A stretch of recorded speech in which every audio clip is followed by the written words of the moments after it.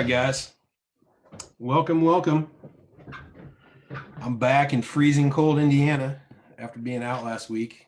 I think it was one of maybe the second Monday we've missed in several months. And I missed it for good reason because I was in 80-degree weather instead of Indiana. So I'm back schlepping around in the ice. All right, cool. I'm going to check in here. It looks like we got everything rolling on Facebook. Welcome, Facebook. Good to see you guys. Jump in when you guys have questions. Use the chat or the Q&A. So let me introduce things and get rolling before I get started. Hey, this is Steve Richards with the CEO Nation. Good to have you guys here. This is our weekly Monday webinar where I break down a particular training and then I make myself available for Q&A, for coaching Q&A with you guys. And hopefully we will get some time to do some good questions, because not only will I cover a topic today, which happens to be about dealing with bad leads, your sales process basically, but what to deal with bad leads specifically, but I want to answer any questions about that. But also I want to be able to do any open Q&A. This is the time I make myself available, to help as much as I can, let people pick my brain. And with the CEO Nation, the whole point of this tribe that we're building is to help people move from owning a job or a business that kind of owns you into being a CEO that owns a business that works for them. And so you're not working for it, and how to get yourself out of the day-to-day over time, and how to build the time and financial freedom that you were probably starting the business for in the first place, and to understand profitability along the way, and how to build teams and marketing and a lot of other cool pieces that actually make up owning a business. Because we always talk about this, but if you can't walk away, first of all, if you can't afford to go on vacation, that's the first red flag. But if you can't go on vacation for at least a week or two and things are still getting done while you're gone, that's a really good sign that you probably don't own a business.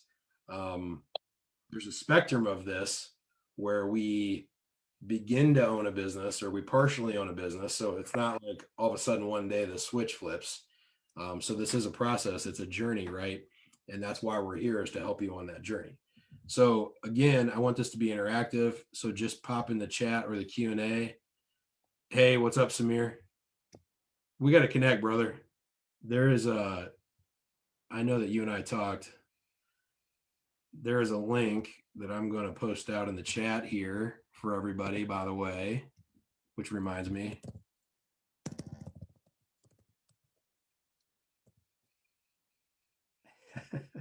Thanks. Samir just texted, hey, your words are magic. I keep coming back.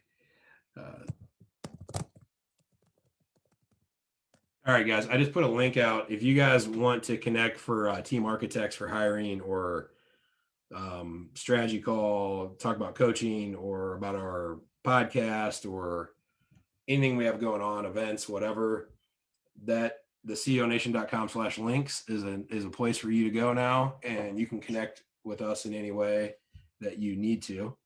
Hey, Jim said, welcome back.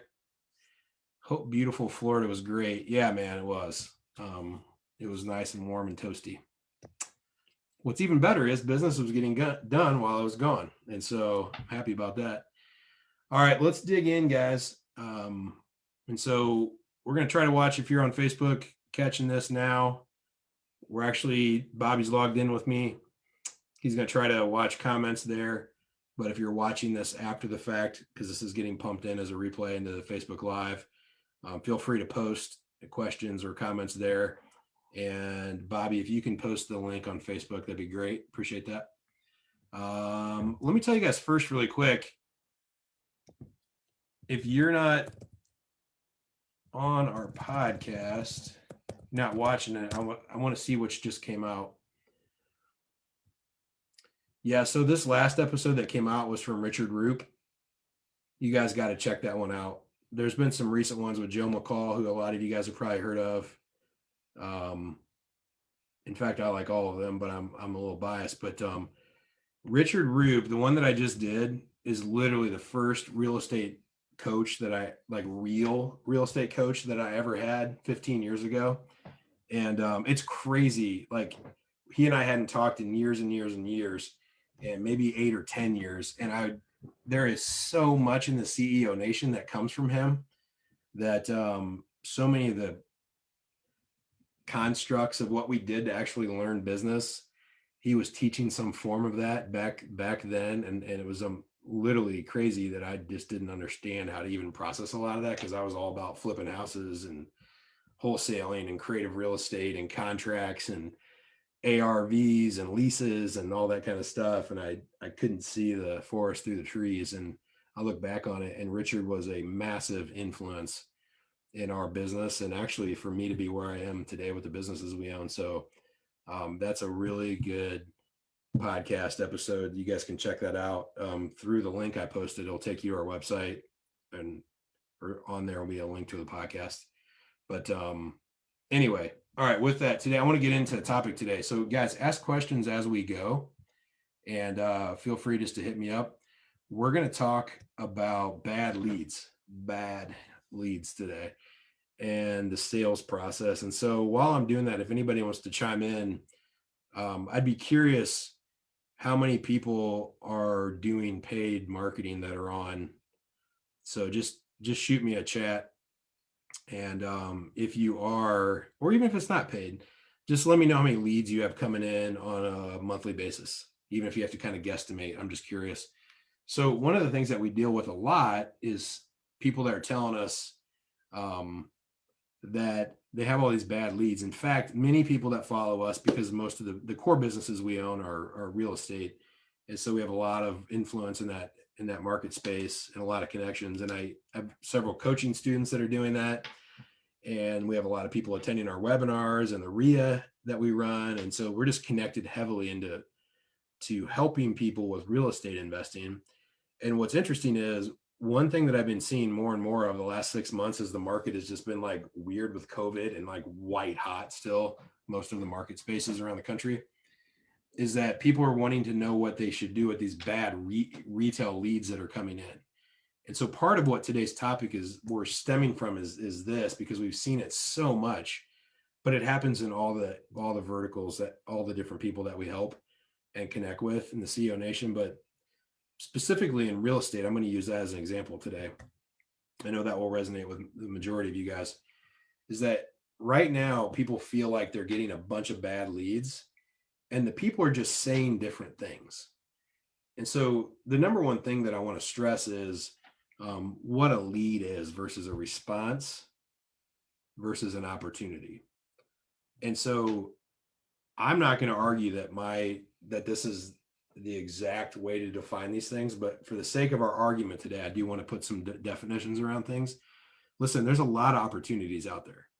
And so we could call an opportunity a lead, right? But for the sake of this discussion today, I'm talking about an inbound opportunity that happened because of some activity outbound activity you did drove an inbound opportunity. So outbound activity drove an inbound opportunity. So even if that's just networking, but it's something you did to affect the opportunities you're seeing, right?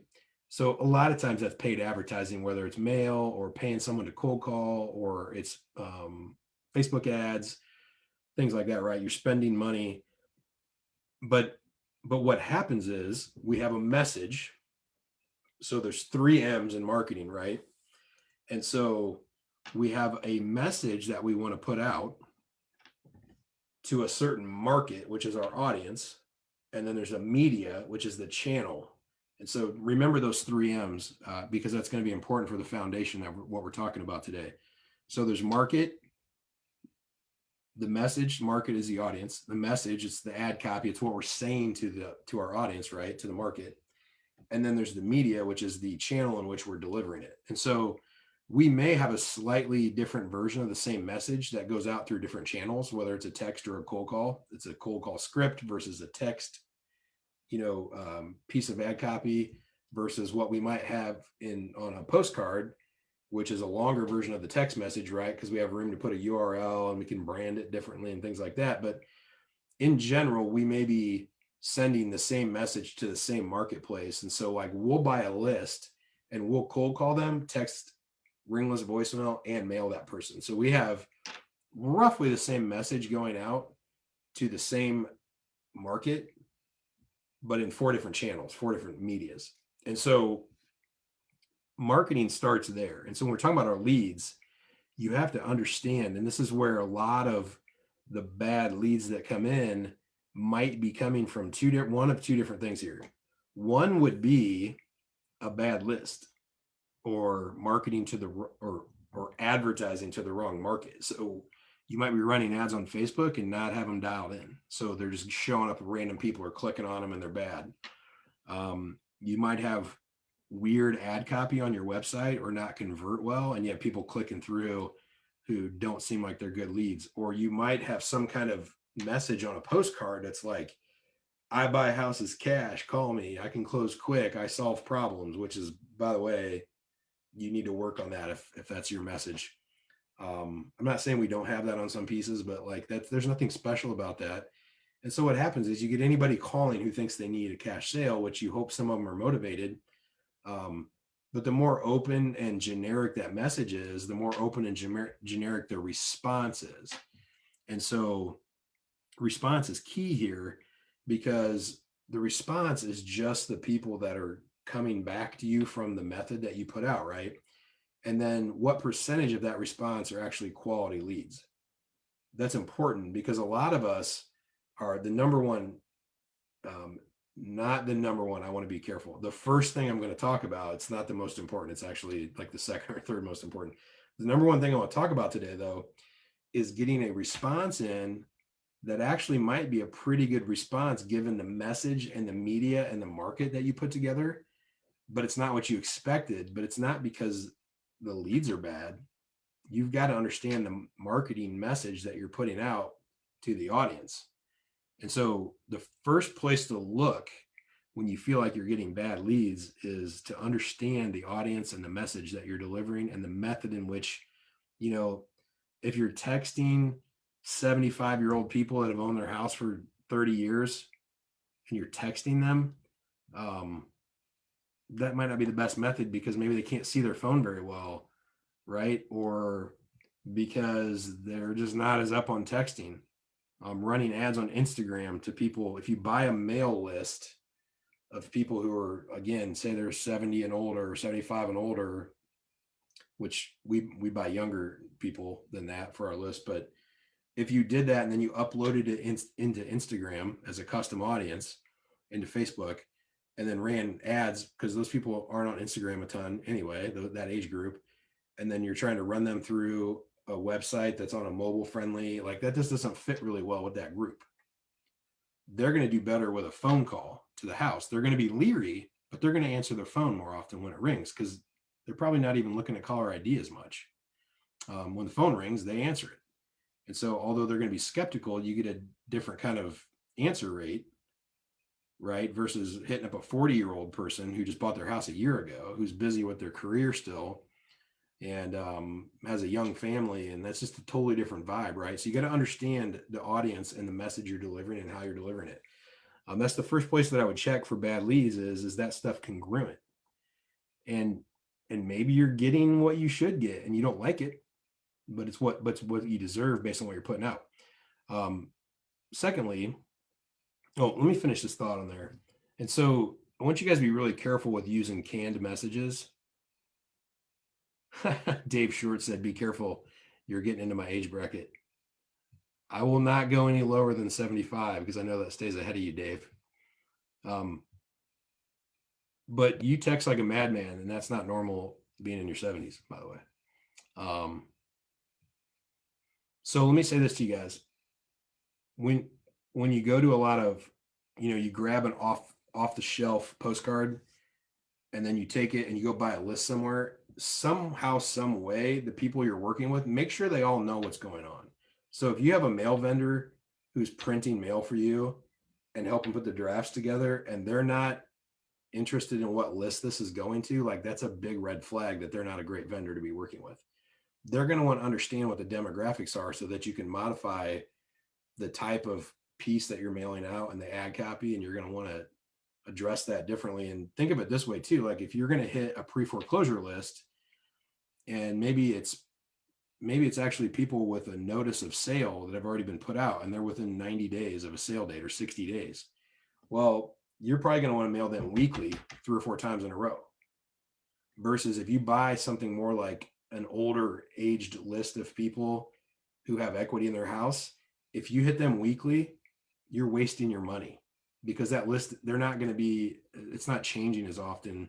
Whereas like an expired listing, like if you got a list of expired listings, those people, once their listing expires, are probably going to make a decision within a week or two, if not sooner, of if they're going to list with another agent or what they're going to do. You have a small window of time, again, versus a bigger open list like landlords, absentee homeowners. That list doesn't change that often, so you don't want to hit it as frequently. So I want you guys to understand those dynamics about your marketing. Same thing with Facebook audiences, the demographics you're picking. You have to understand to put the right message in front of them, right? And so that's actually an important answer to dealing with bad leads, but it is by far not the most important. This is the more important answer is you've got to up your sales game. So the quality of the leads that you're working is going to be directly related to the quality of the sales acumen or acuwoman that you have on your team handling those calls. And so let me say that again a little bit differently. You're always going to perceive the quality of the response you're getting from marketing as to what's a good lead or not a good lead in relation to how good your sales process is and your sales people are. Because you're going to look through the lens of their performance at what's going on with your leads. And they're always going to tell you that they need better leads and more leads. There isn't a salesperson alive that hasn't thought I could sell more if I had more leads and if I just had better leads.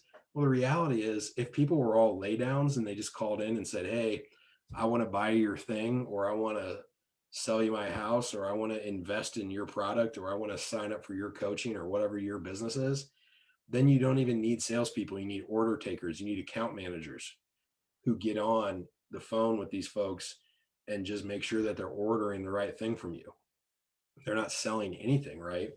And so this is the number one antidote to bad leads, is having good salesmanship. And so a lot of that starts with not being pushy, not being aggressive. You need to have an assertive nature to be good at sales.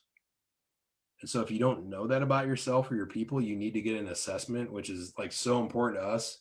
We literally started a whole nother company. If you don't know about our Team Architects company, the whole reason that thing exists is to psychologically profile people on our teams to make sure they have the mental tools to fit into the sweet spot of every job. So in sales, we're looking for people that are typically extroverted and assertive to some degree.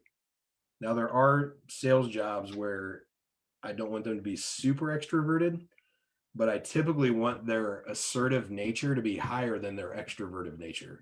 I need them to be more about closing deals than making friends. But if anyone in sales is highly introverted, like that's just not going to work out well. And there's some of you business owners that are going to see this and you're going to, you're faking it till you make it. And that's okay. As a business owner, you can get by the personality traits that you're lacking because you see the overall picture, but you can't have a prolonged success in a job role within a business you own where you're fighting against your weaknesses.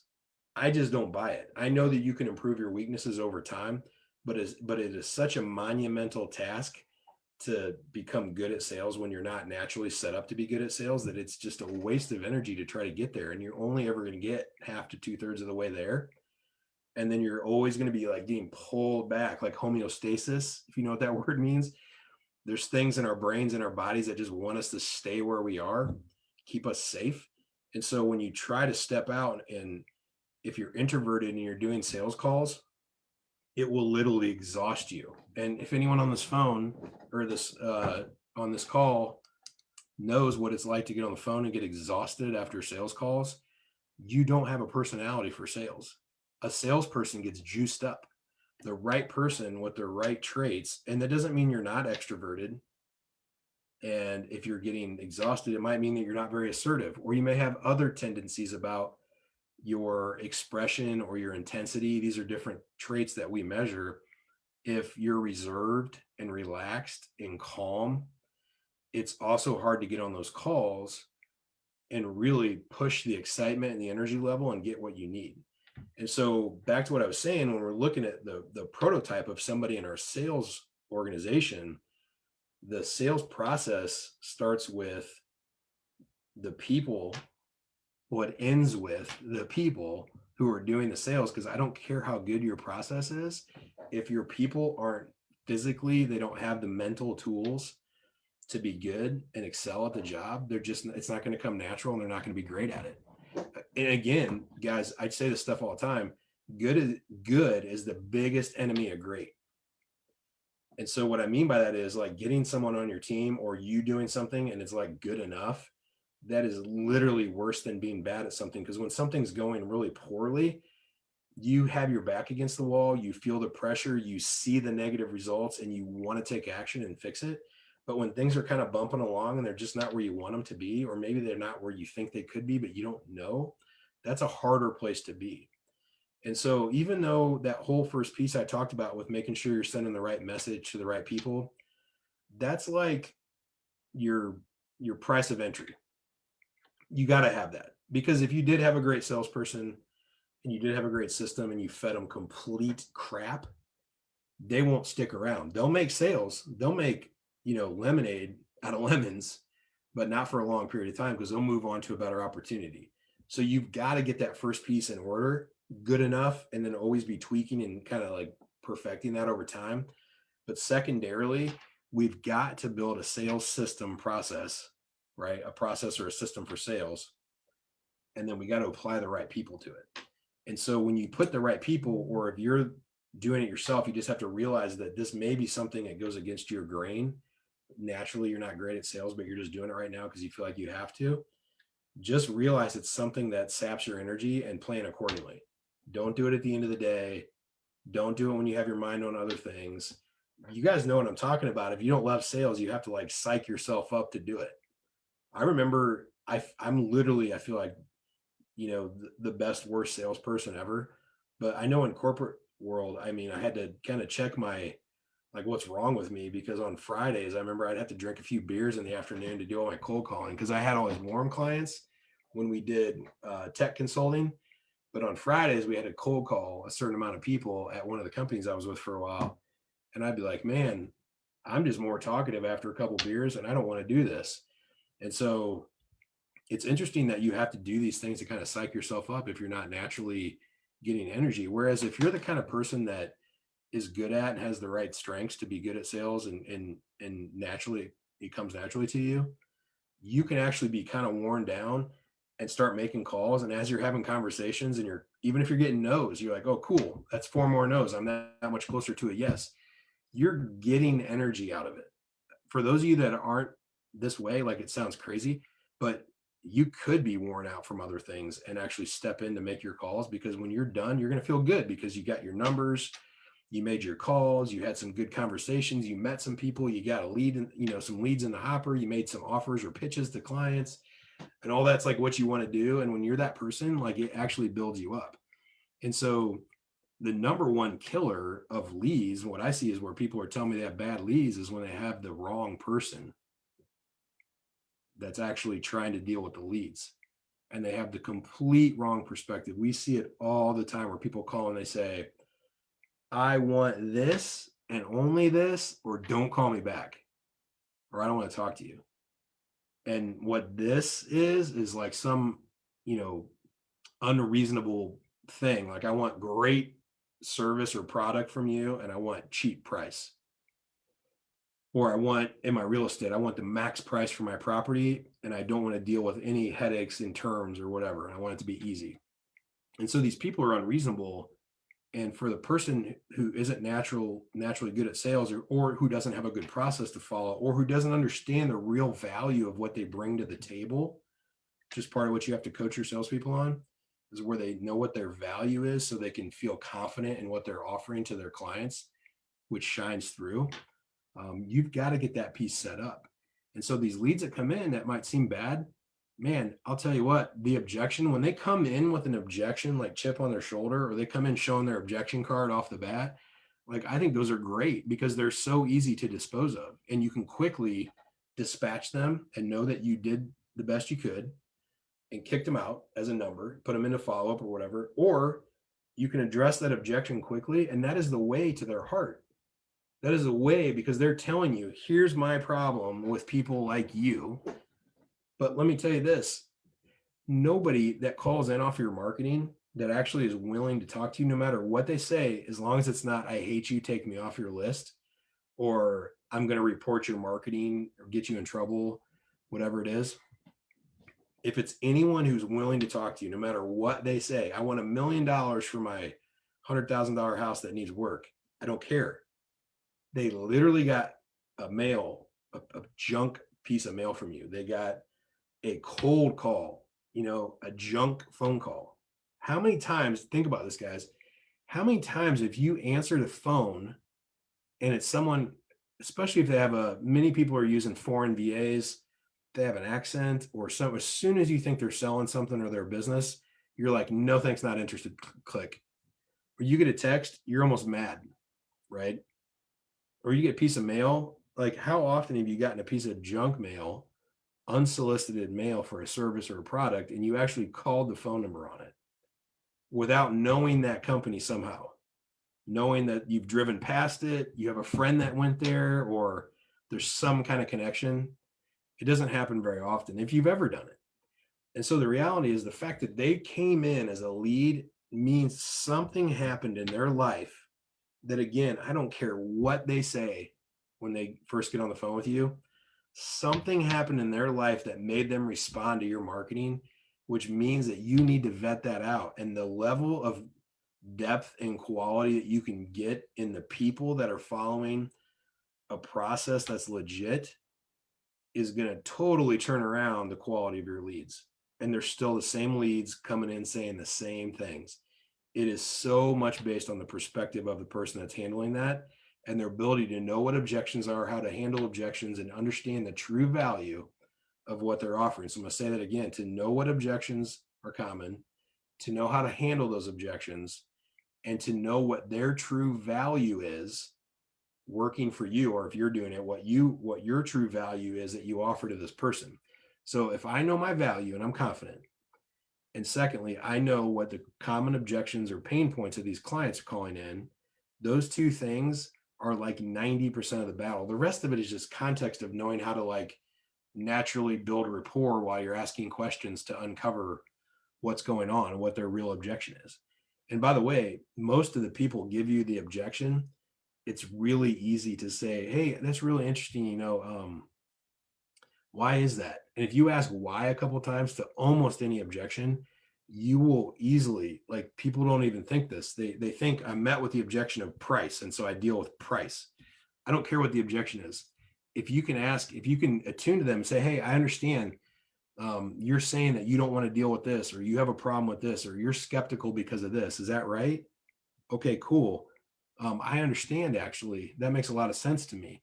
Let me ask you this. And so just by attuning to them, by reflecting back what you heard, they feel heard, which is a big part of the battle for them because they now know that you understand them enough that you probably are beyond many of the other people they talk to who didn't even ask that question or would just argue immediately with them at the spot of the objection. They would argue right there.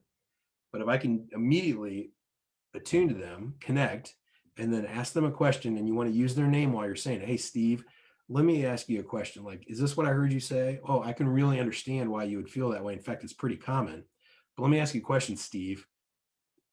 What's making you feel that way? Have you had a bad experience, or did something happen, or did someone tell you, like, whatever? And then, okay, well, why did that happen? What happened? Like, asking a couple more questions right there, you will get down to the core of what's going on. And here's what's great. It's kind of like for my sports fans. Let me see a handful more people got on. Yeah, this hopefully this will go over. So you guys know, like in a sports bracket in a tournament, a lot of times we see number one and number two, and then it's like, 3, 4, 5, 6, whatever. And so what happens when in an early round of a tournament when a really, lower seed, a lesser seed, defeats a high seed, they typically have an easier path because the seeds, if a number one seed in a tournament bracket got beat in the first round or whatever kind of tournament this is, they're going to be going against lesser seeds than they would if they were in the middle. And so what's interesting is the sales is a lot like that. And so I like using this analogy because a lot of fans understand that concept, the fans of sports. And so if someone comes guns a-blazing with objection right away, and it literally is their main objection that they never almost get over, and it blows away most of the people they talk to, who can't overcome it. And so they never go deep with anybody. They never get past that. And so what'll happen though, if you can absorb that, connect with them, let them hear you, let them know they've been heard, right? And then don't make them feel bad about it and don't argue. In fact, you want to understand it even better and then dig a little bit. When you get underneath 2 layers or more, they're going to divulge some stuff to you that is like truth speaking, that will let you know exactly where you need to head with the conversation. So the worst sales calls to me, the worst leads to me, are the ones that call and they don't say anything, and you're talking to them and they've got nothing, no input. I don't know where to go with that, right? You just keep following the script and you don't know because there's no feedback. And so just as easily as positive feedback takes you down a path, which somebody could be lying, by the way, because they're just non-confrontational, negative feedback is pretty easy to deal with, because when I deal with it at the spot, if they won't let me get deep, or when they do, I realize what's really going on, I can eliminate that lead quickly and move on. I don't waste much time with them. But if I handle that, there's this effect to where all of a sudden they're like, oh, I can actually appreciate you. No one's ever taken the time to ask me why. Let me explain to you. And then you say, oh, that's why. You thought that all real estate people on the phone offering you on your house are scammers because something happened to your uncle. Well, let me ask you this, explain that situation. And then 5 minutes later, I might be in a position where I'm explaining how long we've been in business and licenses and our capital and what we have, and literally connect with them at a much deeper level. And then from there, it's more smooth sailing, right? And so many times these leads coming in just need to be handled with the right perspective by a person that has the right tools and the right processes. And a really, what may seem like a bad lead could turn into a really great deal, right? And you just don't know when you take people for face value, what they say, and you don't have a process to, again, absorb and engage and ask why and dig. And the best salespeople ask the best questions. That turns around a lot of the bad leads. And so, again, the number one thing I wanted to say is the price of entry is making sure that you have a good message going out to the right marketplace. I'm going to assume you don't have a broke Facebook message or a bad used up list with a wrong message in real estate or whatever the case may be. And so that the traffic you're generating is appropriate. And then when you convert that traffic, you're going to be using these sales techniques of really engaging and connecting. And here's one big piece I wanted you guys to take away. If you don't understand your value and you question it, just realize they are 100% going to as well. So if you're getting on the phone thinking, I'm actually not any different than any other person they're calling, they're never going to feel any different. So you've got to be, you and your team, if you have them doing sales and you hire other people, have to be really clear on what you're good at and what you stand for and what you stand against, and why working with you is beneficial to someone like them. And you've got to be able to be confident, not pushy, not cocky, but confident about that value. And then you need to really understand it so that you know all the features and benefits of that value. And then what I'm looking for, I want the objections, because these are pain points. They're giving me their pain points. And I can look at my feature and benefit list and I can match these things up and I can start to understand how to connect. And then now I'm truly educating the person. And by the way, all of this has to come from an authentic place while you're building credibility.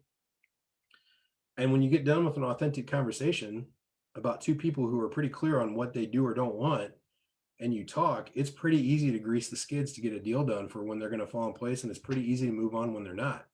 And so this is when you can powerfully work through leads.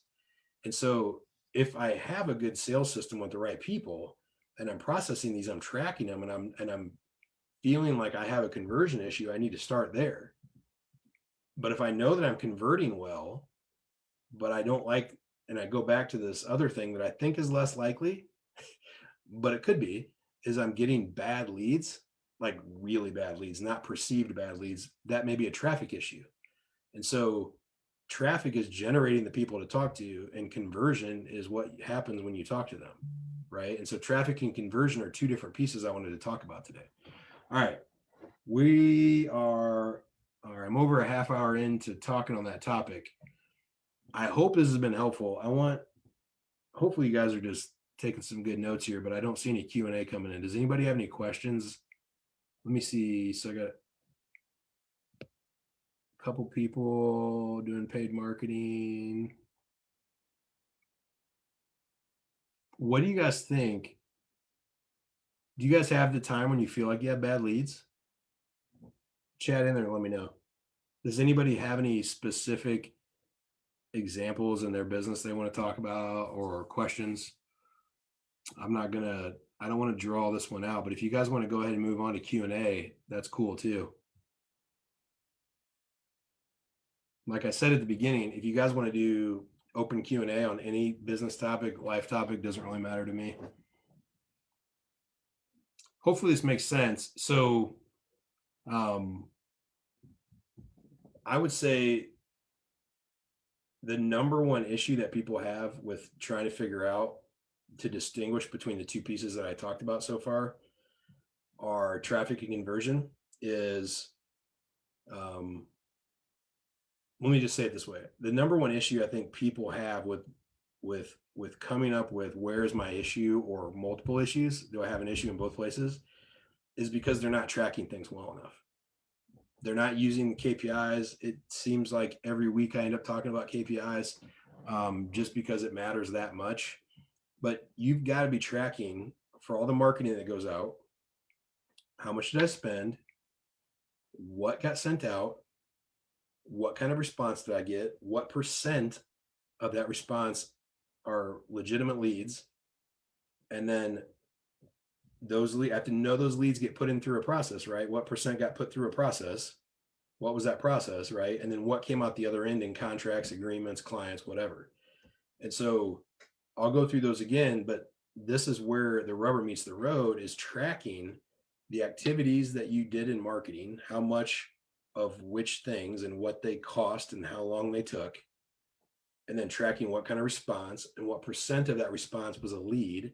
And then out of those leads, what happened with your sales process, your pitches and your clients, your back end closings, right? Getting contracts, agreements, clients, whatever it is in your business. And so be really careful that you track all that stuff, because if you just go by your head and what you kind of feel and think, I can almost guarantee at some points you're going to be wrong. And by the way, you should be doing it for accounting anyway, because at the end of the day, I should know that if I spend $1 in a certain marketing channel, I should know how many dollars I'm going to get back in my revenue channels. And for most businesses, I'm looking at a minimum of $2 to $3 back for every dollar I spend. And I'm hoping to find businesses where I can make $5 to $10 back for every dollar I spend. And I'm hoping that I can get those dollars back, if not within days and weeks, but within like 30 to 90 days max. So sometimes we have a longer life cycle that you've got to get into these longer term projects or commitments to actually get paid back.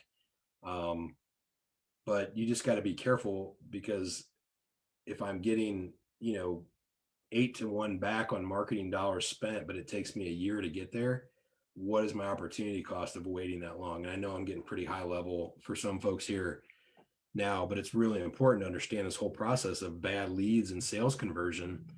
Is part of it is, if you don't like sales and you're getting on the phone and you're letting people give you objections and you're just taking it, you're going to say that your leads suck. And then you're going to keep changing your marketing and you're never going to get traction because you're going to spin your wheels.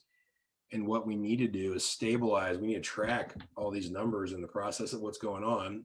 You need to stabilize your sales process and run everybody through a consistent system, same process, right?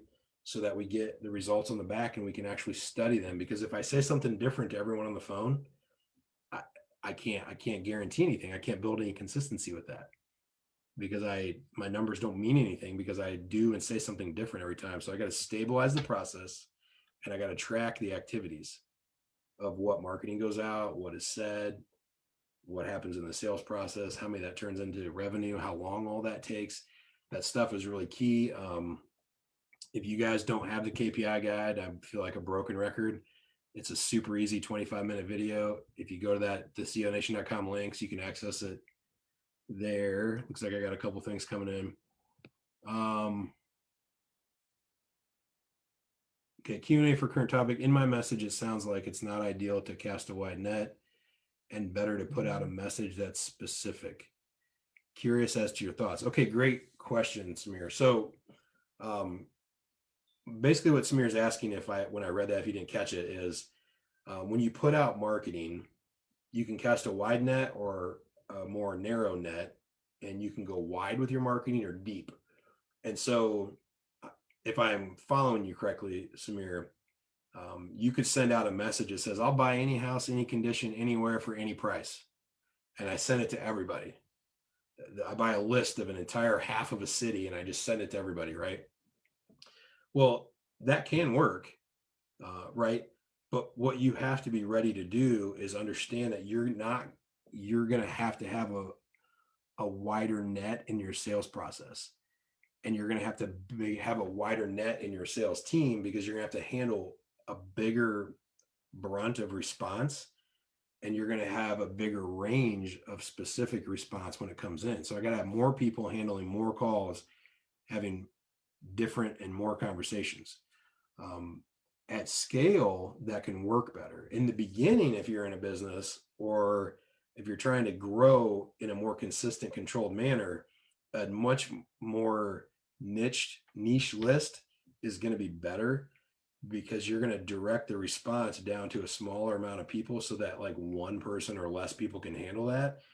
And then you're going to also bring a more common type response in. And so you can isolate just a few different objections because maybe you're marketing to a certain group of people having a certain circumstance. And then that gives you a more powerful message to put in front of them and say, look, if you own property and you're going through a divorce and you have to sell that due to the courts, I've got a solution for you. Like that mailer sent to people that are going through divorce will get you less response than the one I talked about where it's like, I'll buy any house anywhere for any price, right? But when that response comes in, boom, you know where they at, you know what's going on, and you can ask a couple basic questions and you can more succinctly help that person.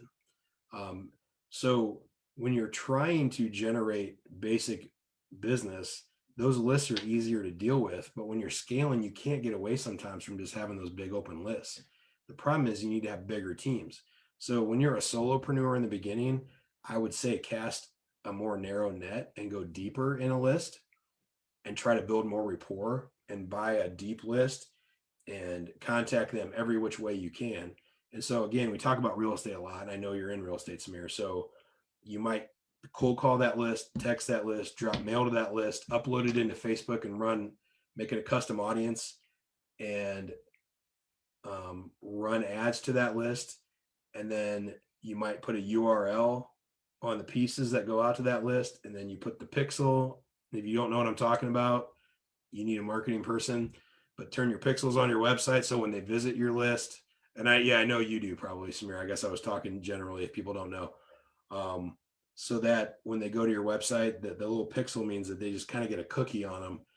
And so when they come back to the social media sites or Google, YouTube, wherever you're running ads, you can run ads for people that have that cookie on there. It's called a pixel. But you can literally dominate with that little list. You might even go knock on those doors and be like, look, I've been calling you, I've been texting you, I sent mail, I haven't heard from you.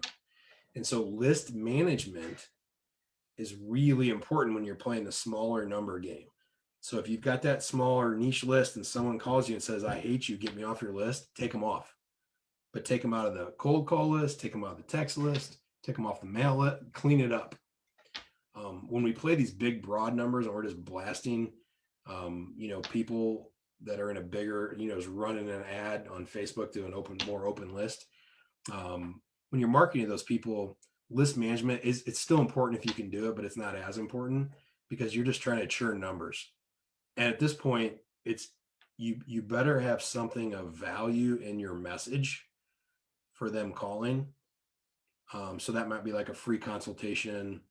That might be like a free ebook.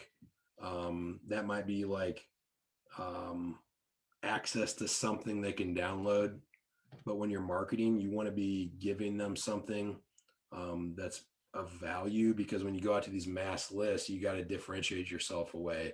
And so by offering something of value would be a good way in a wide net to get people to respond more accurately and more efficiently. And when they do, you can get their email, if they download something from a website or whatever. And then on these more narrow lists, you can more effectively build rapport because they're going to be easier to contact you. And when they do, the big thing is like, look, I know what you're going through and I want to help you. And so it's easier to connect with those smaller lists. Now, the problem is that they're really hard to scale if you're using a really niche list. So, all right, cool. Let's see what else we got.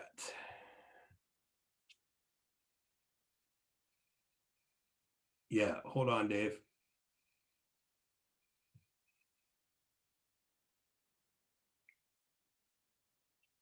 I'm getting pinged to bring somebody on.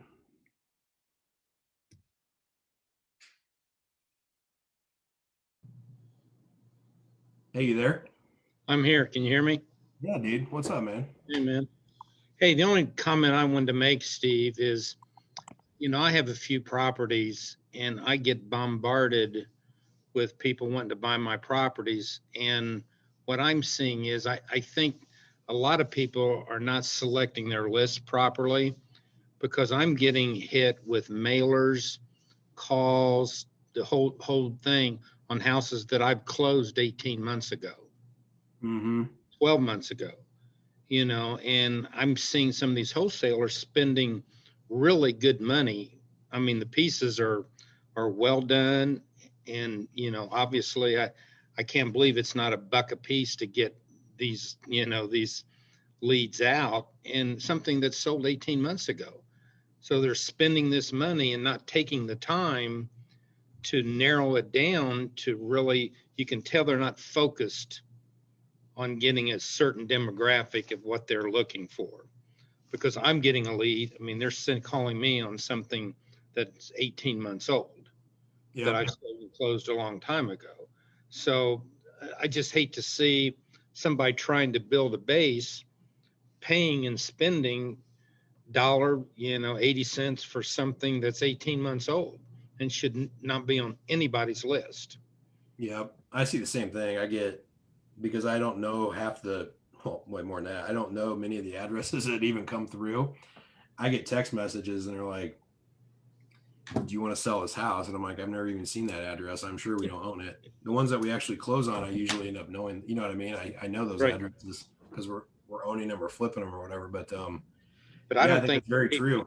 Yeah, they don't take the time to get they can cast a wide net, but they're obviously getting some stuff in there that, effectively their marketing cost I could see it going up a third of stuff going out that's already been sold and moved on. So if they're paying big money, they've got to narrow the list down on something that's, but yet they don't know that. They think they're buying a good list and then making the effort. And it's kind of comical. You get them and say, look, I'm sorry, but I sold that house 18 months ago. Yeah. And I mean, Dave, to your point, that's when I was saying that first, I think it's less likely because I think most bad leads are just people don't understand how to work a lead.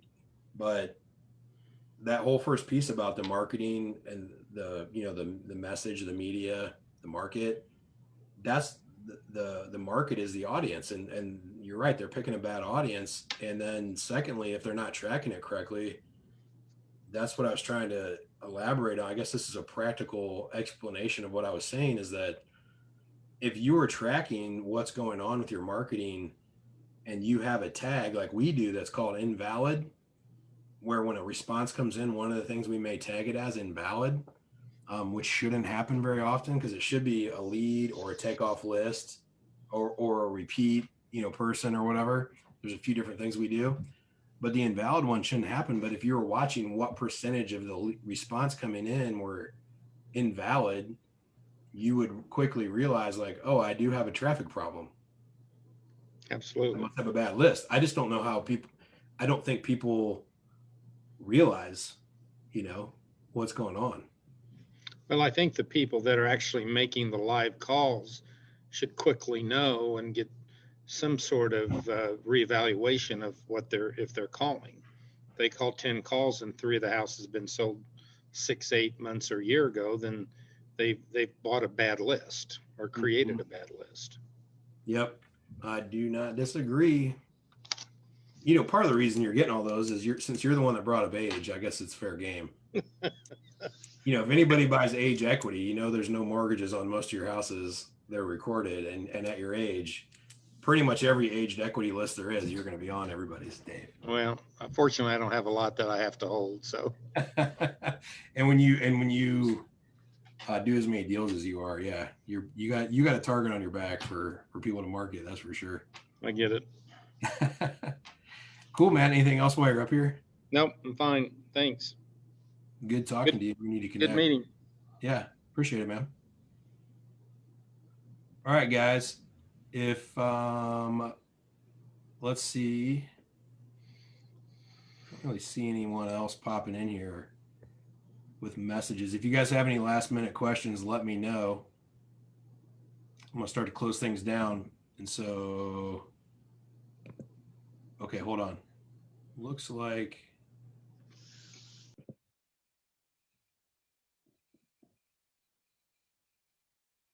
Jim says Dave Short's the best. Yep. Looks like I missed one. Another one from Samir. I do. Just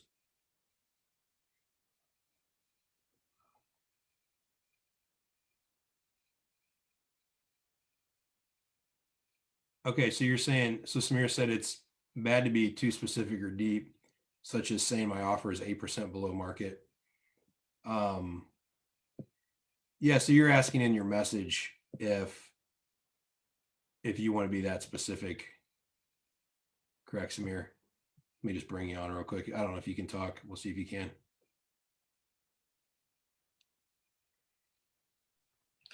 Hey, Steve. Yes. Okay, my question, I guess. Yeah. So you were saying, is it bad to be specific in your message? Yeah, I love everything you say today. It opened my eyes quite a bit. So just wondering, I've been thinking about this. Should I be more specific as to what I'm offering? One of the things that I was pondering is instead of going, I'll buy your house, any price, whatever crap, saying something like, I'm only looking for houses that need repair. I'm only looking for houses that I can add value. And if the house doesn't have, value that I can add, I can still buy it, but I'll buy it for 8% below market or 10% below market, right? And then I know anyone that comes through the door is my type of crowd. But I'm scared to say that because I'm worried I might, scare a lot of people away. But from what I'm hearing today, if I put out the right message, I'm going to get the right people come in the door because they're going to be okay with that. They've got a shitty house, they've got a development lot, or they're okay with taking 10% less on their house. It doesn't matter. So that's my question: is it better to be, that specific, that deep? Yeah. So to answer your question, it's not better particularly. It's just different, right? And so if you do that, you're right. You will. There's two things that can happen. So you're going to lose the people that don't agree with that specific of a message, even though they might be buyers, but they need to be worked, right? So there are the fringe people who read that and they're like, that's not me, I'm out. And you could have negotiated or built rapport and brought them in. And secondly, you're going to lose people that don't understand or don't think they agree, but they don't know because it's confusing. And so, like, what does 8% below market mean?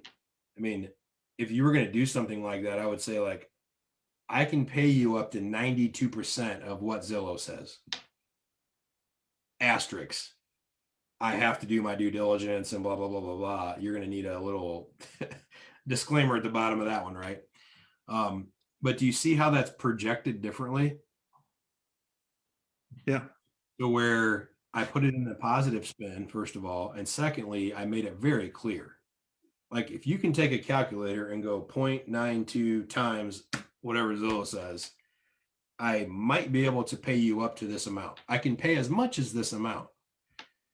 And so if you frame it correctly, you can still filter more, but just be careful because when it's unclear, 8%, I mean, market value is just so subjective, right?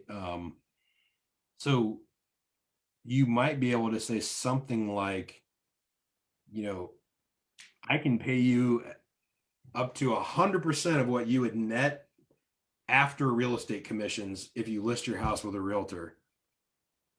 I just need to, and then it's like, boom, that's the headline. And then underneath is like, look, if you're in a position where you don't or can't sell with a realtor, like maybe we should talk. All I need to do is a simple questionnaire about the condition of your house and a little bit more information about your situation, and I can make you an offer within 24 to 48 hours. So that similarly, you're telling them, hey, I can roughly offer up to what, they know real estate's going to be 5, 6, 7%, depending on the price, or if it's like million, multi-million, maybe it's 2 or 3% or 4% or whatever. But they'll know something like that, and that's still a little bit more confusing, but it's a little more open, right? But I guess just be creative with it and don't be confusing with it, and just realize that the more niche down you get, like, yeah, the only leads you should get are either going to be really good or really bad because they're just completely not a fit and they didn't care, or they called because they're an exact fit. And so if you want to do that kind of thing where you're basically writing a love letter to your perfect lead, you just need to be ready to spend more in marketing. You're going to spend 2 to 3, if not 4 or 5 times more per lead than what other people will, but realize you're going to close at a proportionally higher rate. So one thing that I see happening is people want to niche down, and then they don't realize that their spend, when they drastically improve the quality of the lead coming through, they don't realize that their spend is going to modify accordingly. And so you may need to spend 3 times as much money to get the same amount of leads in the door, because those leads that come in are literally going to be 3 to 5 times more effective for you. And so now you got a volume issue where you got to spend more money, and you got to be able to find the volume where you can push that marketing out. Is that making sense, Samir? Yeah, it does make sense. And the numbers generally won't bother me because I focus on the closed lead in my KPIs. Mm-hmm. I don't generally focus on how many leads came in. I generally focus on how much did I spend and how much did I make out of it. I've been thinking about this in one of my marketing channels, kind of an A/B testing. A testing is what I normally do, and then B testing is put out this deeper, more specific marketing. And I think what I heard most was I need to be really clear, because if I'm confusing, or if I if I don't put the message right, I'm going to lose some people that were were correct, but just didn't want to lose a translation of it, right? Mm-hmm. So getting it right is they'll be confused, so they don't. So that's why the We Buy Houses Cash kind of works, right? Even though I knock that, it's because it's real clear. Like, I'm an investor, and if you need to sell your house, like, I'm not going to be easy to work with because I'm not going to pay you what you want. But you can call me because I buy houses, and if you need to sell your house, like, I'm somebody you should talk to. That's why those things work. It's just an uphill battle after that, because they just assume you're a scammer because you just hit them with a scammy kind of message, and they assume you're lowball them, right? And so if you can work out a way around that to not totally filter everybody out, but have a different message. I like casting a deep message to like a pretty moderate to larger pool. And so A/B testing is a great way to do that. I mean, you hit the nail on the head that I wouldn't pick one or the other. I would try both of what you just said. You just got to be careful with your spend so that you don't go crazy on it. But you could literally send an unbranded piece to the larger list that you bought and say something like basic to catch all the really easy low hanging fruit out of there. And then go into that list and segment it by certain demographics, by age or whatever, equity or distress that they're, if they're on behind on taxes or whatever, whatever demographics you have access to, you could slice that thing up to where it becomes a subset. And then you could send a real targeted piece to that. I mean, you could go into, if you're buying across counties or municipalities or whatever they're called in Canada, providences or whatever it is, you could literally take a list and divide it by like in if you're marketing in the States, you might do zip code, and you might just switch up one little piece on your mailer that says something like, we specifically buy in this zip code.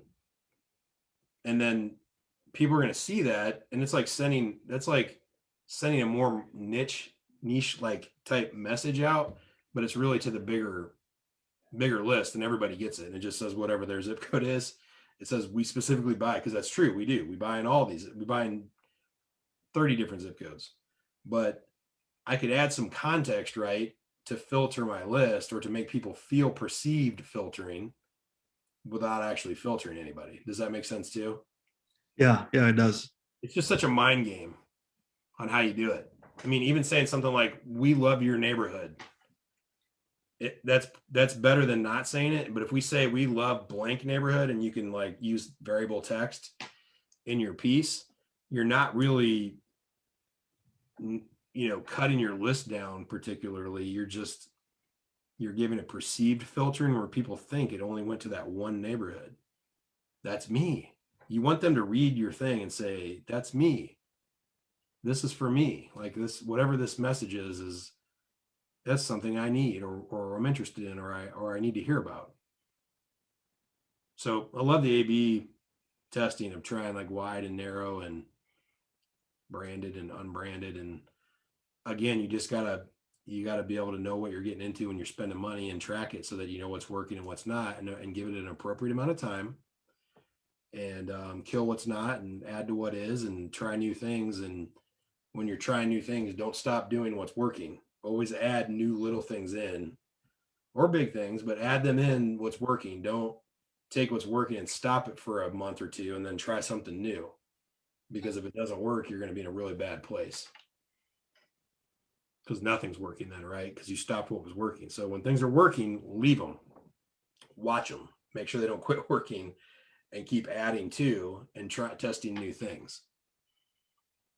And again, to stay on topic for this today, is the whole reason you do all that is to better control the lead quality that comes in, so that you can have a more appropriate sales conversation with them once they come in, right? So if you can control, you have less loose cannons coming in to where they might say anything and everything, and then you spend all the time trying to figure everything out. But the fact is, if you can control the quality of the lead coming in, I can control the quality of the conversation that I'm having in the sales call too.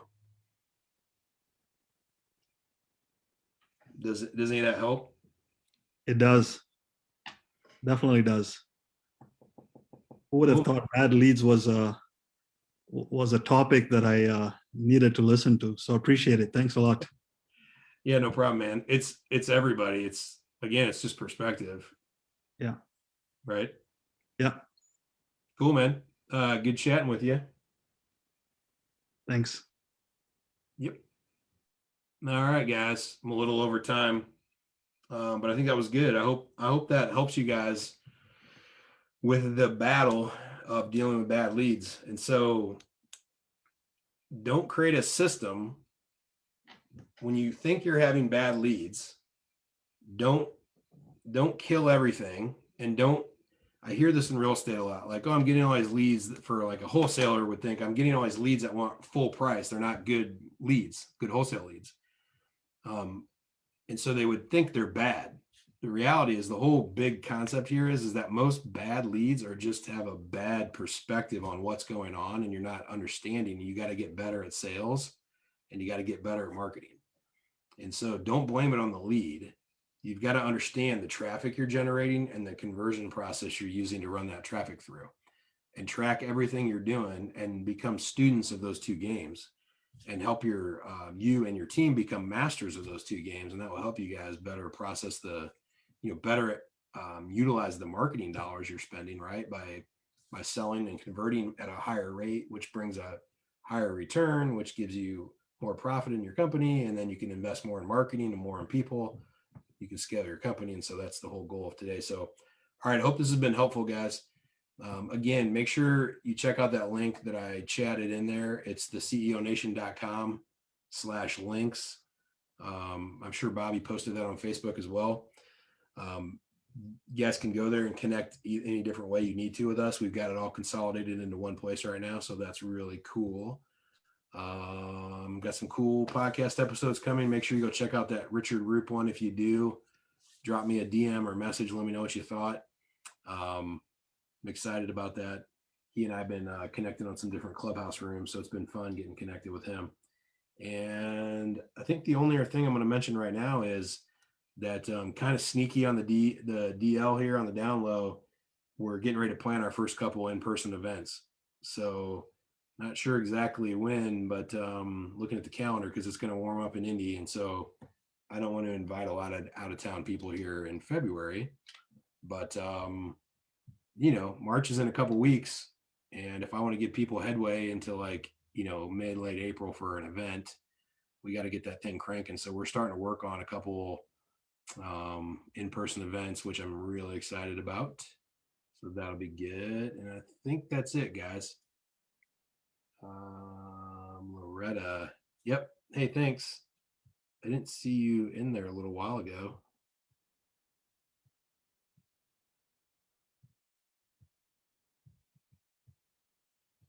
Oh, I got you. That was from Facebook. Thanks, Bobby.